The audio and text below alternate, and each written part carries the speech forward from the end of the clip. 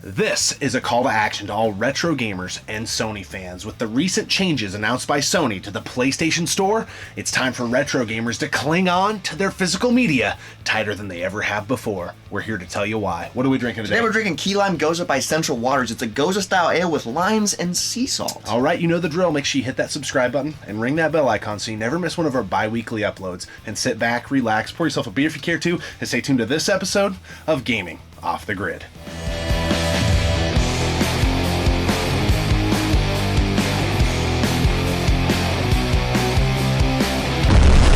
Hey everybody, Dibiase, the $1 Million Man, and you're watching Gaming Off the Grid. Remember, everybody's got a price for the $1 Million Man. Major changes coming down the pipeline for the Sony PlayStation Store as it pertains to the PS3, PS4, Vita, and PSP. Yep. Now, with that being said, I feel like a lot of the text messages we were getting when this news came out and some of the stuff we were reading online, I don't think Sony did a very good job of explaining what they were doing. Initially, the way you first read this, they're taking away PSP, Vita, and PS3 games from the PlayStation Store. But that's not how it is. So it's very confusing. So what the email says, and from what our research means, is they're removing access to the stores from online and web, like from your mobile and from the computer. Yeah. So you'll still be able to access the PS3 store on a PS3, the PSP store from the PSP, etc. So the stores are still going to be there, but they're just removing it from mobile and web, which is weird. Yeah, and you can still access those specific games relative to those consoles on the PS4 if they were available on the PS4. Yes, it's very confusing. I guess I've never used the store on mobile or web, so I don't know. But it's one of those things that I think a lot of people made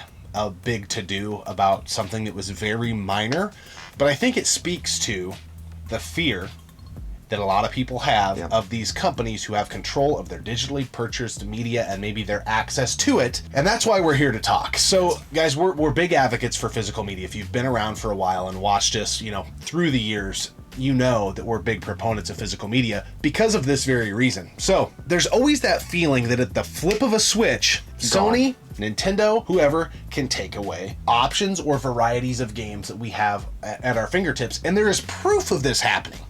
The Nintendo Wii Shop closed. Yeah, that closed a while back, and you lost all those WiiWare games. You lost all the digital download games. It sucks, but it's like, why are they going to keep it open? Because people aren't using it. So I get it, but it also, it sucks. Yeah, and it's not like really a major reason to go crazy. There's not really a reason to riot, piss, and moan, because there's only a few examples of games that you just can never get access to unless you do it by different means, which there are other ways. But on the Wii in particular, I think of the Konami Rebirth games. Oh, yes. That was your only way to access them. When the Wii store goes away, those go away theoretically forever. Yes, I know people have the ROMs and all that stuff, and you can hack them onto your Wii, which we have done. But my point is, to the casual gamer, the Contra Rebirth games, unless Konami decides to put them on a disc on the Switch or something, which would be awesome, they're forever gone. Which, those games are badass. Yeah, and then, I worry about folks, as we're clearly dwindling down now on the PS3 and the Vita, all those online components.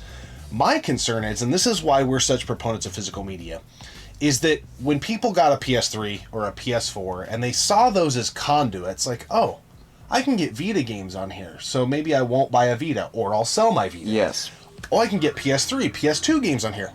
I don't really need my PS2 anymore. And then when Sony yanks that carrot back, then there's no way to play them. Yeah. It's frustrating. And they're also getting rid of the wish list, which I never used, but I know a lot of people did use. And it's kind of cool because if you found a game on like one of the online shops and you didn't want to buy it initially, you put it in your wish list and then they would notify you when that game is on sale. They're removing the wish list thing entirely, so you won't really know when there's sales going on for games that you want to know. It's super small, but it's a step in the wrong direction. You know? It's interesting. I'm always one of those folks who's careful to overreact to change.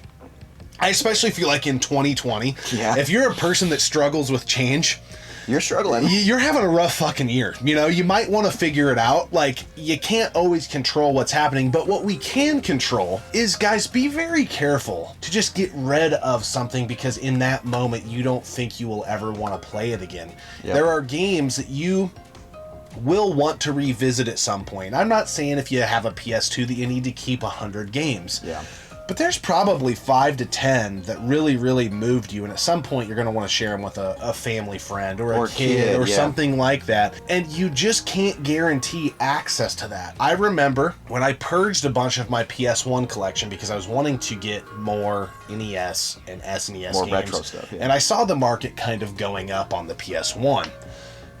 I had R-Type Delta. Oh.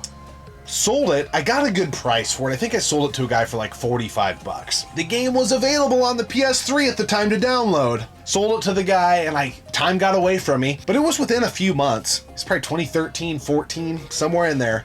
I get on the PlayStation 3, and R-Type Delta's not available anymore. Yeah, they removed it, and without telling anyone. Yeah, it's just gone. You know, a recent example of this is NBA Jam. NBA Jam on Fire Edition is no longer available on the store. I don't know when they removed that. NBA Jam on Fire Edition is the best version of NBA Jam. I think it's like a more deluxe version of it, and it's only digital download on the PS3. It's gone forever. You can't get it. Luckily, we have it downloaded, I guess, so we can keep playing. I haven't looked on the 360 to see if it's still there. Yeah, that's true. Knock on wood. But on the PS3, it's gone completely. Yeah, and why? Did they run out of the licensing? But to the point is, that game never got a physical release. Yeah. It's just gone. You can't even get the first one on there. No, yeah. There's no NBA Jam. And another game that scares me is House of the Dead 4. Yeah. That's only digital.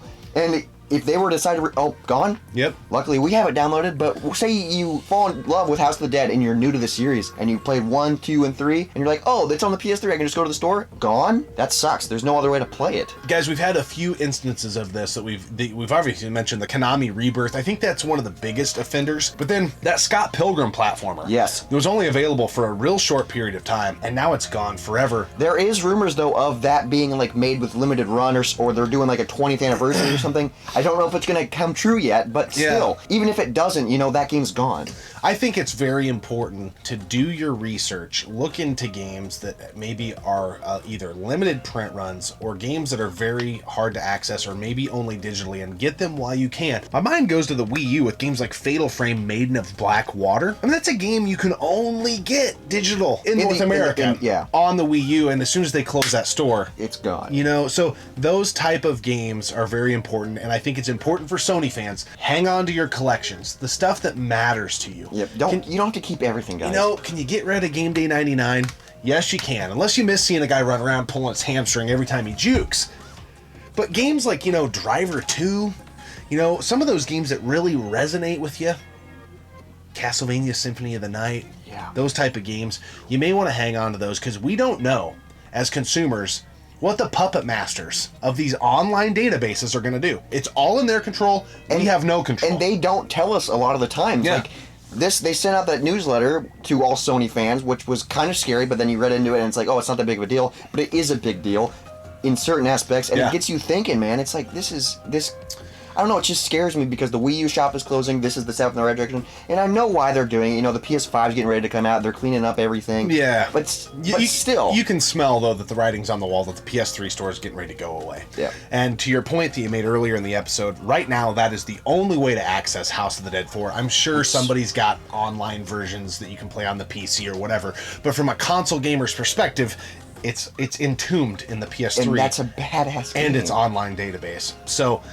guys, the main thing is protect your physical media. If you're spending your hard-earned money, really, really, really think about it. Yeah. Because if you're paying the same price for digital, and they can just yank it out of your hands, if you delete it from a hard drive and then you can't re-access it. Or your hard drive fails. Did you ever really own it?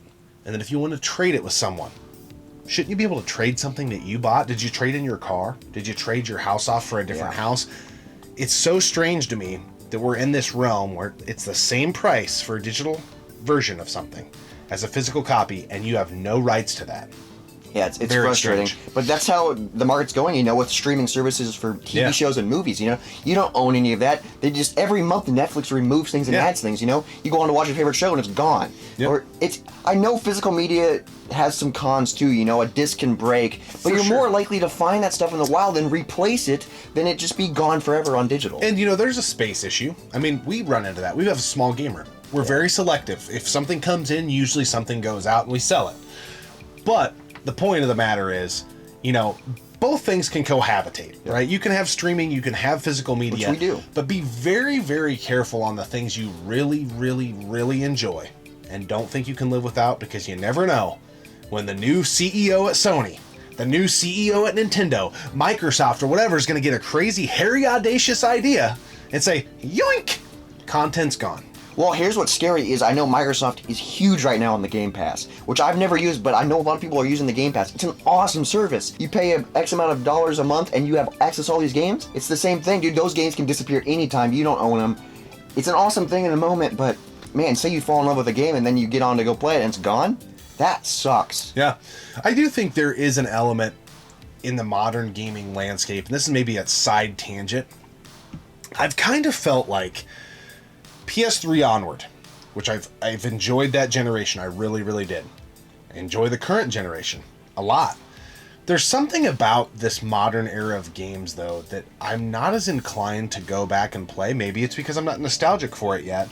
But there's something about the games that, like, once you've beat it, it's kind of like, man, I'm done with it. It was more of a story. I know the story. There isn't like that talent level. Yeah, that makes sense. Where I want to go back and play Donkey Kong Country just because I want to get better at the game because it's a hard game to perfect. Or I still go back and we play Contra, Punch-Out, all these old games. Dr. Mario. I think they have so much more shelf life. So I think that, you know, maybe some of this will be a wash with modern gamers. But I think for folks who are collectors, it's a big deal. You just need to be aware, stay plugged into the situation, and read your own mail if you want to offload a game or if you want to stash it away in your collection. Yeah, I know there is a couple of other things that we didn't mention that they're removing. I know like cross messaging, they're removing like some apps from the PS3 store. There's a lot more that doesn't really apply to us, so we don't really talk about it. So make sure you read the newsletter. And it is kind of confusing, so read it in depth and know how it affects you. Yeah, I think all of it just screams to the fact that the days of the online piece for the PS3 they're numbered. Yeah, it's probably say less than a year, I would say. Yeah. All right, beer time. What do you think of this beer? The Key Lime Gose by Central Waters. Ale with limes and sea salt. This is a very good, refreshing summer beer, and it's the middle of October. Yeah. I don't care. We still had it tucked away in our fridge. It was a gift from Captain Algebra. It was time to dig it out. It's good, man. On the side it says refreshing is the best way to describe this beer. That's what it is, dude. It doesn't super taste like a key lime pie, but it doesn't say, it just says key lime Gose. Yeah. It does have a good key lime taste to it. It's got that good Gose taste to it.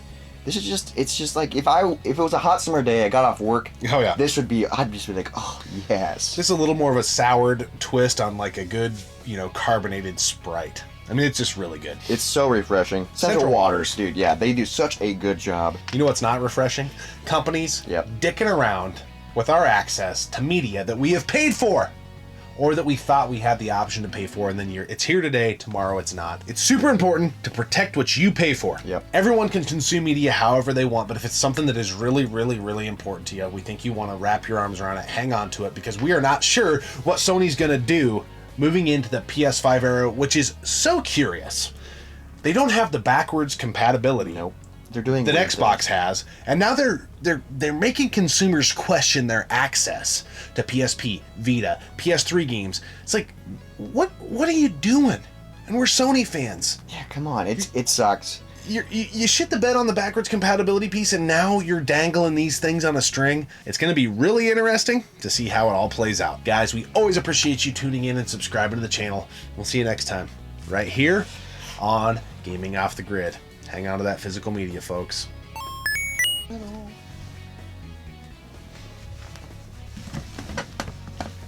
That's what a new car smells like, bud. Ooh, that actually does smell pretty good. I know. Boom. There it is. Okay. Yeah! Key lime Gose. Central Waters. Hold that thought and don't get caught. Some are sold and some are bought. Oh, dude, I saw that today too. It was on Facebook. I saw that.